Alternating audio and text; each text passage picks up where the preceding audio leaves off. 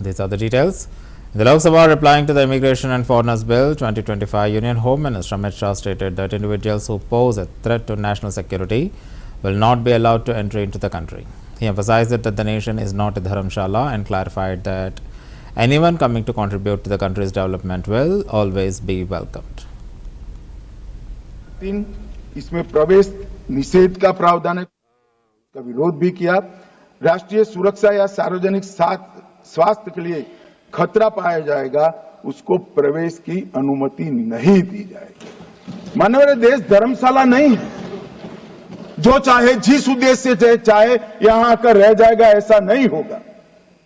कानूनी तरीके से देश के अंदर अपने देश को और हमारे देश को समृद्ध करने कोई आता है तो इसका स्वागत है, मगर सुरक्षा के लिए खतरा है, उसको रोकने का प्रावधान करने का हमारी संसद का अधिकार भी। मान्यवर, इसके साथ 3 इसमें प्रवेश निषेध का प्रावधान है, कुछ सदस्यों ने इसका विरोध भी किया।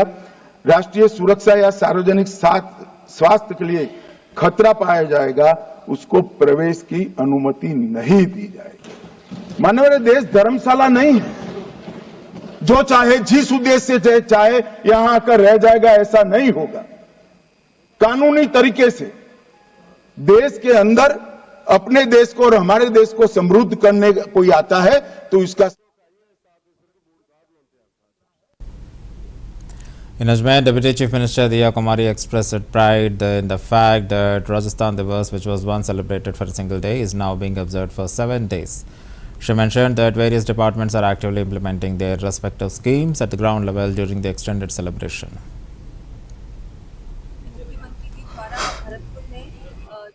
गरीब कल्याण की योजनाएं हैं, विकास के काम है, उनके लाभार्थियों को भी बहुत सारी योजनाओं का जो लाभ भी दिया गया। सब जिलों में, हर जिले में ये कार्यक्रम हुए हैं और बहुत खुशी की बात है, गर्व की भी बात है कि राजस्थान दिवस का कार्यक्रम जो कि पहले 1 दिन का होता था, अब 7 दिन का मुख्यमंत्री जी द्वारा किया गया है और हर दिन अलग अलग डिपार्टमेंट अपनी अपनी योजनाओं को जो धरातल पे भी वो लेके आए हैं, लाभार्थी को भी जो भी लाभ देना है वो डायरेक्टली दिया जा रहा है, उनसे संवाद भी मुख्यमंत्री जी कर रहे हैं। ये बहुत अच्छा इनिशिएटिव है, ये शुरुआत है, पहल है और बहुत अच्छा है कि राजस्थान में इस तरह का काम अब हो रहा है हमारी सरकार में। During a discussion on the Finance Bill 2025, AAP MP Raghav Chadha remarked, tax to live, tax to die, tax on everything in between. There are only 2 things that are certain, death and tax. He further added that while India had the dream of becoming Vishwaguru, it has instead become a tax guru. शुक्रिया madam. Tax to live, tax to die and tax everything in between.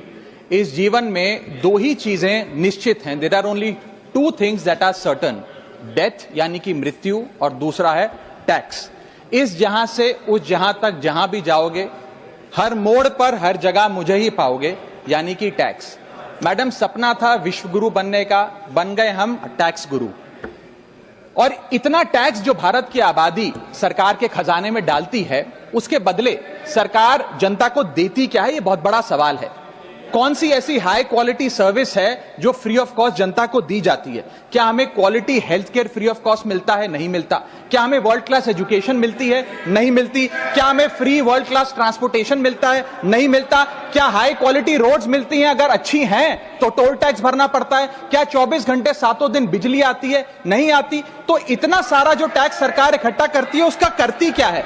इसीलिए मैं कहना चाहता हूं that we in India pay taxes like in developed countries to get services like in sub Saharan countries. Madam, from the moment a child is born to the very moment his family mourns his death, the government is there at every step, not to help you, but to tax you. और आइए एक रोमांचक यात्रा पे चलते हैं। माननीय वित्त मंत्री जी हर बार मेरे सवालों का जवाब देते हुए मुझ पर तंज कसती हैं और कहती हैं कि शायद ये चार्टर्ड अकाउंटेंट नहीं है, इनकी डिग्री असली नहीं है, तमाम तरीके की बातें मेरे बारे में कहती हैं, निजी हमले करती हैं। मैं उनका बहुत सम्मान करता हूं, मेरे मन में उनके प्रति बहुत आदर है। ओहदे में, हैसियत में, उम्र में अनुभव में बहुत बड़ी हैं मुझसे, लेकिन आज मैं इस सीए की डिग्री को किनारे करके सरल भाषा में आम आदमी की तरह इस देश के आम आदमी का दर्द आपके सामने रखना चाहता हूं कि कैसे हमारे जन्म होने से लेकर हमारे मरने तक टैक्स पे टैक्स सरकार हमसे वसूलती है। मैं आपके सामने जीवन के 8 चरण 8 स्टेजेस ऑफ लाइफ रखना चाहता हूं। फर्स्ट स्टेज ऑफ लाइफ, जब इंसान पैदा होता है, that is the birth stage. बच्चे के पैदा होने से पहले, उसकी आंखें खुलने से पहले जो उसको वैक्सीन लगती है उस पर 5% जीएसटी लगता है। जिस अस्पताल में बच्चा पैदा होता है उस हॉस्पिटल के कमरे के चार्जेस पर अगर 5,000 रुपए से ज्यादा का कमरा हो तो 5% जीएसटी लगता है। बेबी केयर के आइटम्स पे 5% जीएसटी लगता है, और अगर उसके माता पिता बच्चे के पैदा होने पर मिठाई बांटे तो मिठाई पर 5% और चॉकलेट पर 18% 28% जीएसटी लगता है। दूसरा चरण जीवन का इन्फेंसी और चाइल्डहुड यानी कि बचपन में बेबी फूड जो खरीदा जाता है उस पर 12 से 18% GST. West Bengal leader of opposition Suvendu Adhikari started that the lotus will bloom in the state in 2026 and that Ayushman Bharat scheme will be implemented there as well. He further expressed concerns about the situation in Matabari, Malda, where Hindu shops are reportedly being identified, and noted that Hindus are being attacked. He emphasized that the situation is highly sensitive. 2 state में बंद था, एक दिल्ली एक पश्चिम बंगाल। दिल्ली तो चालू हो गया, रेखा दी चालू कर दिया, बीजेपी चालू कर दिया, और अगले साल 26 में यहाँ कमल खिलेगी और यहाँ भी आयुष्मान भारत चालू होगा।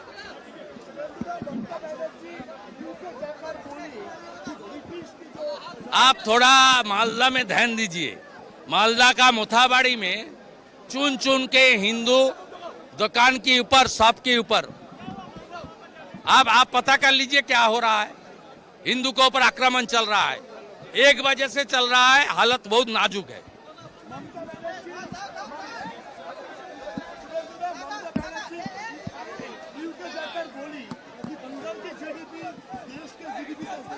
मैं कल पोस्ट भी किया, आज भी बार बार बताया मैंने, ये एंटी नेशनल स्पीच है, तुरंत कार्रवाई करना चाहिए। और उन्होंने हाई कमिश्नर के सामने ये बात रखी। Mister Jaishankar ji, please take necessary action. देश का बाहर जाकर भारत के बदनाम करने का कोई मौका कोई इंडियन को देना नहीं चाहिए।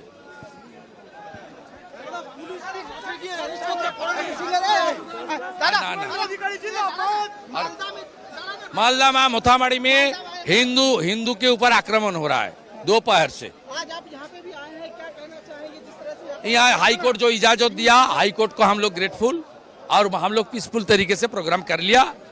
बहुत अच्छा प्रोग्राम हुआ। जिस तरीके से हाई कोर्ट ने बाइंडिंग्स दिया था वो काम किया। हिंदू एकजुट का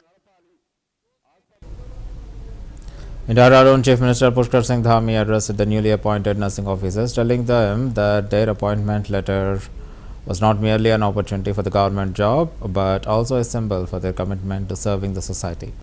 He emphasized the importance of their role in contributing to the welfare of the people and the healthcare system.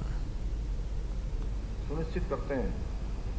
साथियों, आज आप सभी को सौंपा जा रहा ये नियुक्ति पत्र मात्र सरकारी सेवा का अवसर नहीं है, बल्कि ये मानव सेवा के प्रति आपके समर्पण और संकल्प का प्रतीक है, जिसकी आज से आप शुरुआत करने वाले हैं। क्योंकि मेरा मानना है कि नर्सिंग सेवा केवल एक पेशा नहीं है, बल्कि एक अति संवेदनशील सेवा है और बहुत करुणा भरा महत्वपूर्ण दायित्व है, महत्वपूर्ण जिम्मेदारी है। इस सेवा में चिकित्सकीय ज्ञान के साथ साथ मरीजों के प्रति गहरी सहानुभूति, धैर्य और सेवा भावना भी आवश्यक होती है, क्योंकि इस क्षेत्र में काम करने वाले, चाहे वो हमारे बड़ा दीर्घकालिक जिनका चिकित्सा सेवा के क्षेत्र में अनुभव हो, या जो नए आ रहे हैं, या सामान्य स्थितियों में कोई बहुत बड़ी जिम्मेदारी उनके पास नहीं है, लेकिन उनके व्यवहार के कारण से आप ये मान के चलिए कि मरीज तो मरीज, तीमारदार में भी एक अलग प्रकार का हौसला और हिम्मत बनने का काम होता है। उनकी बातों से, उनके व्यवहार से, उनके आचरण से सच में कई बार मैंने स्वयं इस बात का अनुभव किया है कि आप अपने परिवार के कभी किसी सदस्य के साथ, माता पिता के साथ या किसी मित्र के साथ, किसी संबंधी के साथ या किसी भी के साथ जिसको आप अत्यधिक जिनसे आपका लगाव हो, वो अस्पताल में भर्ती होते हैं, आप उनकी देख रेख में वहां होते हैं, तो जितना दर्द पेशेंट को होता है, जिस मरीज को होता है, उससे कम दर्द जो है जो साथ। In Mirzapur, Uttar Pradesh, Chief Minister Yogi Adityanath stated that district-level events are being held to highlight the service, security and good governance of the double-engine government. He expressed his happiness in attending these events and noted that Mirzapur has undergone significant transformation in the last 10 years. He credited the development to the efforts made in the past 8 to 10 years, particularly mentioning that the revenue from the temple corridor had increased 5-fold within a year. He further added that had the Ma Vidya Vasini corridor not been developed in time, the crowd from Prayagraj Mahakumbh would have made it difficult for the area to handle the influx. जन सरकार के सेवा, सुरक्षा और सुशासन के इन कार्यों के बारे में जो जनपदीय विकास उत्सव के आयोजन हुए हैं, इन कार्यक्रमों के साथ जुड़ने का अवसर प्राप्त हुआ है। पिछले 10 वर्ष के अंदर मिर्जापुर जनपद की कायाकल्प हुई है। बाण सागर की परियोजना पूरी हुई, मां विंध्यवासिनी मेडिकल कॉलेज का निर्माण हुआ, मिर्जापुर में मां विंध्यवासिनी के नाम पे मेडिकल कॉलेज बना और मां विंध्यवासिनी मंदिर का कॉरिडोर का निर्माण होने के साथ ही हम लोगों ने यहाँ पर त्रिकोण दर्शन की बेहतर सुविधा के लिए, यहाँ के सुंदरीकरण के लिए अन्य अवस्थापन। In Delhi, addressing the Russia and India towards a new bilateral agenda conference, External Affairs Minister Dr. S. Jaishankar highlighted the continued enhancement of the special and privileged strategic partnership between India and Russia as a key foreign policy priority. He emphasized that the diplomatic engagement between the two nations has been marked by frequent high-level exchanges, robust institutional mechanisms, and commitment to reach others' core interests. Dr. Jaishankar noted that while traditional areas like energy, defense, and civil nuclear cooperation have been central to the relationship, emerging sectors such as trade, technology, agriculture, pharmaceuticals, connectivity, and digital economy are now becoming key areas of collaboration. He also mentioned that India and Russia have set an ambitious target of increasing bilateral trade to $100 billion by 2030.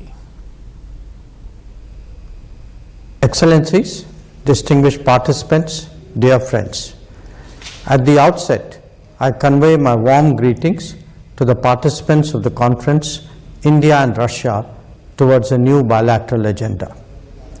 I congratulate the Russian International Affairs Council for the successful implementation of this initiative in coordination with the Indian Embassy in Moscow. Such efforts and collaboration are indeed commendable. I appreciate the opportunity today to share a few thoughts with all of you. I understand that Foreign Minister Sergei Lavrov will also be involved with this conference in a similar manner. Friends, further enhancement of the special and privileged strategic partnership between India and Russia continues to be a shared foreign policy priority. This relationship, with deep historical roots and a long tradition of trust and mutual respect, continues to expand and deepen in the backdrop of a dynamic world order. Through every shift and realignment, India and Russia have demonstrated an exceptional ability to adapt and to find new opportunities for mutual benefit and for contributing to regional and global stability and prosperity.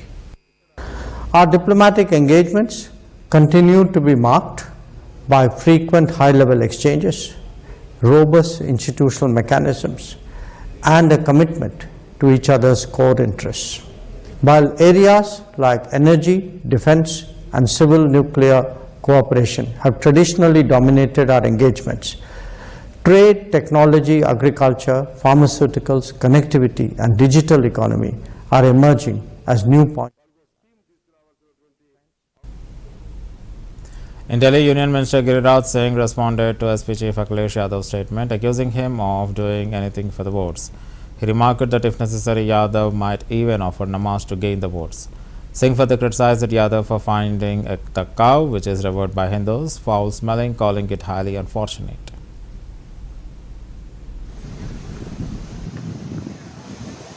Akhilesh Yadav जैसे लोग vote के खातिर कुछ भी कर सकते हैं, जरूरत पड़े तो नमाज तो पढ़ना शुरू ही कर दिया है। जिस गाय को हिंदू पूजता है उनको दुर्गंध आता है, इससे बड़ा दुर्भाग्य और क्या होगा। हिंदू आस्था को कहीं ना कहीं ठेस पहुंचा रहे हैं।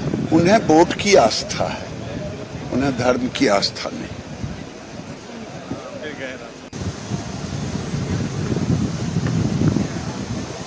अखिलेश यादव जैसे लोग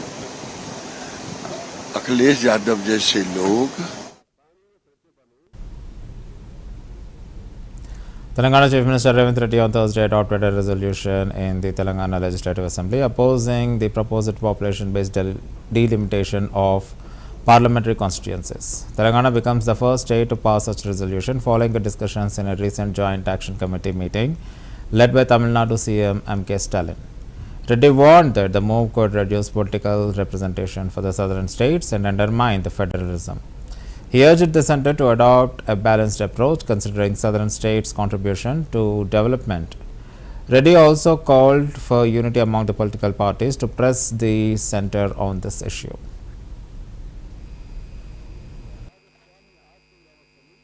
లోక్సభ నియోజకవర్గాల పునర్విభజన దశగా కేంద్ర ప్రభుత్వం చేస్తున్న ప్రయత్నాలు, అనుసరించబోయే విధానాలు, విధి విధానాలు, రాష్ట్ర ప్రభుత్వాలతో పారదర్శకమైన సంప్రదింపులు లేకుండా జరుగుతున్న కసరత్తుపై ఈ సభ తీవ్ర ఆందోళన వ్యక్తం చేస్తుంది. అన్ని రాష్ట్ర ప్రభుత్వాలు, అన్ని రాజకీయ పార్టీలు, భాగస్వామ్య పక్షాలతో విస్తృతమైన సంప్రదింపుల తర్వాత పునర్విభజన కసరత్తును పారదర్శకంగా చేపట్టాలని ఈ సభ కోరుతుంది. కేంద్ర ప్రభుత్వం నిర్దేశించిన లక్ష్యాలకు అనుగుణంగా జనాభా నియంత్రణ కార్యక్రమాన్ని సమర్థవంతంగా అమలు చేసిన రాష్ట్రాలకు పునర్విభజన శాపంగా మారకూడదు. జాతీయ జనాభా స్థిరీకరణ ఉద్దేశంతో చేపట్టిన 42, 84 మరియు 87వ రాజ్యాంగ సవరణల లక్ష్యాలు ఇంకా నెరవేరలేదని చెప్పుకోవాలి. జనాభా నియంత్రణ అమలు చేయడం ద్వారా జనాభా వాటా తగ్గిన రాష్ట్రాలు నష్టపోకూడదు. అందుకే నియోజకవర్గాల పునర్విభజనకు జనాభా ఒక్కటే ప్రామాణికం కాకూడదు. పార్లమెంట్ సీట్ల సంఖ్యను యథాతథంగా కొనసాగించాలి. రాష్ట్రాన్ని యూనిట్గా తీసుకొని ఇప్పుడున్న నియోజకవర్గాల సరిహద్దుల మార్పులు చేర్పులు చేయాలి. తాజా జనాభా లెక్కలకు అనుగుణంగా ఎస్సీ ఎస్టీ సీట్లను పెంచాలి. మహిళలకు రిజర్వేషన్లు కల్పించాలి. అంతేకాకుండా ప్రాతినిధ్య ప్రజాస్వామ్యాన్ని బలోపేతం చేయడానికి తాజా జనాభా లెక్కల ప్రకారం మరియు ఆంధ్రప్రదేశ్ పునర్విభజన చట్టం 2014లో నిర్దేశించిన మేరకు ప్రస్తుతం ఉన్న 119 అసెంబ్లీ నియోజకవర్గాలను 153 వరకు తక్షణమే పెంచాలని ఈ సభ తీర్మానిస్తుంది. అందుకే అవసరమైన రాజ్యాంగ సవరణలను ప్రవేశపెట్టాలని ఈ సభ కేంద్ర ప్రభుత్వాన్ని కోరుతుంది. అధ్యక్ష, ఈరోజు దక్షిణాది రాష్ట్రాలు Andhra Pradesh Chief Minister Nara Chandrababu Naidu visited the construction site of the Polavaram project, first assessing the progress from the aerial view before proceeding to the Polavaram viewpoint for a closer inspection. His visit, which aimed to evaluate the status of the crucial infrastructure project, was accompanied by a meeting with individuals displaced by the project. During the meeting, the displaced persons voiced their concerns and shared the challenges they have faced over the years. They raised issues regarding the compensation, claiming that those forced to leave their homes due to flooding had not been adequately compensated, often being classified as a non-residents. The displaced individuals also reminded the Chief Minister of plans made by the previous government, which included efforts to integrate them into Telangana. They urged the current administration to address their concerns and work towards providing fair compensation and necessary support. The meeting highlighted the importance of the government engagement to resolve the issues faced by the displaced population as the Polavaram project progresses.